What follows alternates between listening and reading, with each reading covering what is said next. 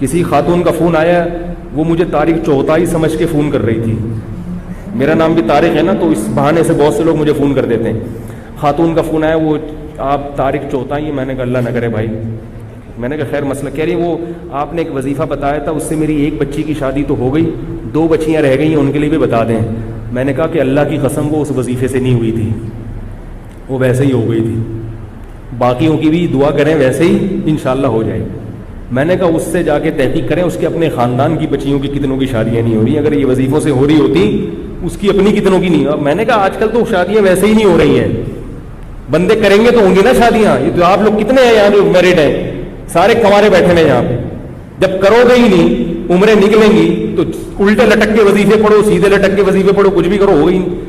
ابے بھائی روٹی کھاؤ گے نہیں تو پیٹ میں جائے گی, وہ جو مرضی کرو.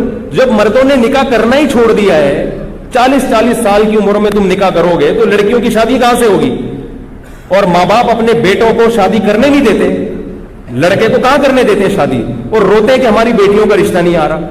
تو بھائی اس لیے نہیں آ رہا کہ دوسرے کے باپ بھی اپنے بیٹے کو شادی نہیں کرنے دے رہا. ایک چھوٹی سی بات کہہ دوں, وہ موضوع آیا ہے تو چھوٹی سی, پھر میں اصل موضوع کو بس سمیٹتا ہوں, آپ ذرا گچی پکڑ کے رکھیں اس کی. آج کسی کا فون آیا کہ وہ ہماری کوئی خاتون تھی, وہ بیوہ ہو گئی تھی, یہ ہو گیا تھا, فلانا ہو گیا تھا. اب بڑی مشکل سے ان کا ایک جگہ رشتہ طے ہو گیا ہے, 1 سال کے بعد شادی ہے. میں نے کہا 1 سال کے بعد کیوں ہے؟ کہہ رہے ہیں وہ لڑکا کہہ رہا ہے کہ میں پہلے اپنے پاؤں پہ کھڑا ہو جاؤں. میں نے کہا آپ لوگوں کی طرف سے تو دیر نہیں ہے نا. کہہ رہے نہیں, لڑکا کہہ رہا ہے میں پہلے گھر بنا لوں, میں کمرہ بنا لوں, میں یہ کر لوں. میں نے کہا ان کے گھر میں کوئی کمرہ نہیں ہے؟ کہہ رہے ہاں وہ ہے. میں نے کہا کیا وہ کھاتے نہیں ہیں؟ بھی کھاتے ہیں, صبح ناشتہ بھی. تو میں نے کہا اگر آپ لوگوں کی طرف سے یہ شرط ہوتی نا کہ نہیں ہم اپنی بہن کو یا بیٹی کو اس حالت میں نہیں بھیجیں گے, اس کے لیے پہلے ڈیفینس میں بنگلہ بھائی ہر ایک کا اپنا ایک معیار ہوتا ہے نا لڑکی والوں کا, تو سمجھ میں آتا ہے کہ بھئی آپ اس کنڈیشن میں بھیجنے پر آمادہ نہیں ہو. اگر آپ آمادہ ہو اور سامنے والا آمادہ نہیں ہے, وہ بہت بڑا بیوقوف ہے. وہ کہنا تو بہت بیوقوف بہت ہلکا لفظ ہے اس کے لیے, لیکن کیا کریں بھئی, تقدس بھی تو ہے نا کوئی مسجد کا, اور اسی پہ کلپ آ جائے گا. تو پاگل ہے بھائی. جب مرد کو عورت کی ضرورت زیادہ ہوتی ہے, میں نے کہا 1 سال وہ بندہ بیوی کے بغیر, عورت کے بغیر گزارا کیسے کرے گا؟ ہماری سمجھ میں نہیں آتا بھائی. اس ماحول میں جب تمہیں لڑکی خود اپنے حقوق سے دستبردار ہو رہی ہے, وہ کہہ رہی ہے کہ بھائی میں اسی روکھی سوکھی میں تمہارے ساتھ گزارا کر لوں گی, تو لے آؤ یار, فوراً لے آؤ. جا کے بولو ٹھیک ہے, اور کیا چاہیے, گھر بھی بنتا رہے گا, تنخواہ بھی ہوتی رہے گی. یا تو وہ راضی نہ ہوتی نا. تو میں نے ان کو فون پہ کہا, میں نے کہا اللہ کا بہت بڑا فضل ہو گیا کہ اللہ نے مجھے مولوی بنا دیا, ورنہ میں بھی ایسا مکھنچو ہوتا. معاشرہ تو ایسے ہی لوگ پیدا کر رہے ہیں. کیسے 1 سال خدا کی قسم روزے رکھ کے گزارا ہو سکتا ہے؟ میرا یہ نظریہ ہے. اس ماحول, اس معاشرے میں عورت کے بغیر 1 سال گزارا ہو جائے, اور آدمی بھی جوان ہو, اور ہو بھی آدمی بھی ہو, اور 1 سال عورت کے بغیر وہ گزارا کر لے, اس کو لیبارٹری میں لے جا کے رکھ دو, اس کو گینز بک آف ورلڈ میں اس کا نام لکھوا دو. کیسے گزارا کرے گا؟ یہ زندگی کا ہر وقت کی ٹینشن ہے. یہ تو خواہشات نفسانی جو ہے, یہ شہوت ہے, تو جسم کی ریکوائرمنٹ ہے. جیسے بھوک لگتی ہے نا, چاہے کتنے نیک ہو, کتنے پرہیزگار ہو, بھوک تو لگے گی بھائی. چاہے تبلیغ میں چلے لگا لو, 4 میں لگا لو, اور ڈبل ہو جائے گی بھوک. تبلیغ میں نکل کے آدمی واقعی میدا بڑا ٹائٹ ہو جاتا ہے, ڈبل کھانا کھاتا ہے. اس کو ختم نہیں کر سکتے, صحابہ نہیں ختم کر سکے تھے بھائی. عثمان ابن مظعون رضی اللہ تعالی عنہ سفر میں ہوتے تھے, کہتے تھے ہم بیوی کے بغیر سفر کرتے تھے, ہم پہ بہت شہوت سوار ہو جاتی تھی, ہم بہت پریشان ہوتے تھے. صحابی جو نبی کی صحبت اٹھاتے ہیں, اتنے پریشان ہو گئے کہ انہوں نے نبی سے اجازت مانگی کہ یا رسول اللہ آپ ہمیں اجازت دیں, ہم کوئی ایسی چیز کھائیں کہ ہم خسی ہو جائیں, نامرد ہو جائیں, ہم سے گزارا نہیں ہوتا عورت کے بغیر سفر میں. تو آپ صلی اللہ علیہ وسلم نے فرمایا کہ نہیں, تمہیں خسی ہونے کی اجازت نہیں ہے. کیا فرمایا؟ تزوجوا الودود الولود فانی مباہی بکم الامم. فرمایا نکاح کرو. نکاح کیا مطلب؟ سفر میں کر لو کسی سے نکاح.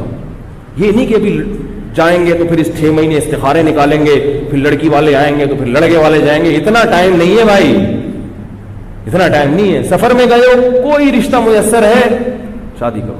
گھر میں فون کر کے ابا کو بتا دو, ہو گئی ہے, ہو گئی. صحابہ کا ایسا ہی ہوتا تھا, ابا ہو گئی. آج تو پتہ نہیں کیا عذاب بنا لیا اللہ کی بندو. 1 سال کیسے گزارا کرتے ہو خدا کی قسم میری سمجھ میں نہیں آتی. یا تو کوئی بہت نیک ہے, اتنا نیٹ کلین پاک صاف ہے, ایسا ہے تو مجھے بتاؤ, میں اس سے اصلاحی تعلق قائم کرنا چاہتا ہوں بھائی.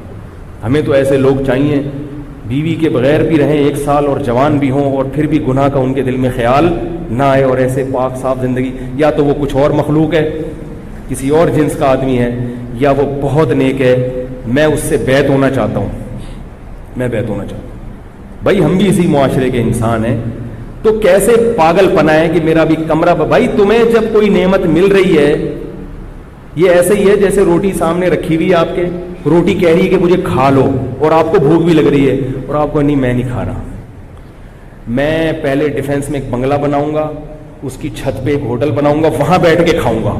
تو آپ اپنا ہی نقصان کر رہے ہو نا. جو 1 سال آپ کو صبر کرنا پڑے گا یہ خود اپنے لیے ٹینشن ہے. اور یہ بات یاد رکھو, یہ حیا کے خلاف ہے, مگر ایک سائنسی حقیقت ہے, اس لیے بتا رہا ہوں میں کہ نکاح میں جتنی تاخیر کرو گے نا سیکچول پاور اتنی کم ہوتی چلی جائے گی, کیونکہ انسان کی جو قوت استعمال نہیں ہوتی وہ قوت آہستہ آہستہ کم ہو جاتی, فارغ ہوتے چلے جاؤ گے. یہ میڈیکلی آپ کو جسمانی نقصان ہوتا ہے, کیونکہ جو قوت آپ کی استعمال نہیں ہو رہی نیچرل طریقے سے, گناہوں میں نہیں, حلال اور نیچرل جو طریقہ ہے, اگر نہیں ہوگی تو آہستہ آہستہ آپ کی جسم اس معاملے میں کمزور, اوپر سے بڑے ہٹے کٹے ہو گئے, باڈی بلڈر بنا ہوا ہے, کٹس دکھا رہا ہے لوگوں کو, لیکن اندر سے کیا ہو جائے گا, مردانہ قوت اس میں آہستہ آہستہ ختم ہو جائے گی, کیونکہ جو قوت استعمال نہیں ہو رہی تو وہ قوت ختم ہو جاتی ہے. آپ چلنا چھوڑ دو تو آپ کی ٹانگیں مفلوج ہو جائیں گی کہ نہیں ہو جائیں گی, کیونکہ ٹانگوں کا کام ہے چلنا. اگر آپ نے ٹانگوں سے چلنے کا کام نہیں لیا تو ٹانگیں کیا ہو جائیں گی, سننا چھوڑ دو گے تو سماعت ختم ہو جائے گی, دیکھنا چھوڑ دو گے بصارت ختم ہو جائے گی. تو اسی طرح اللہ نے جو انسان میں ایک ڈیزائرز رکھی ہیں, اگر یہ استعمال نہیں ہوں گی تو آہستہ آہستہ کمزور ہوتے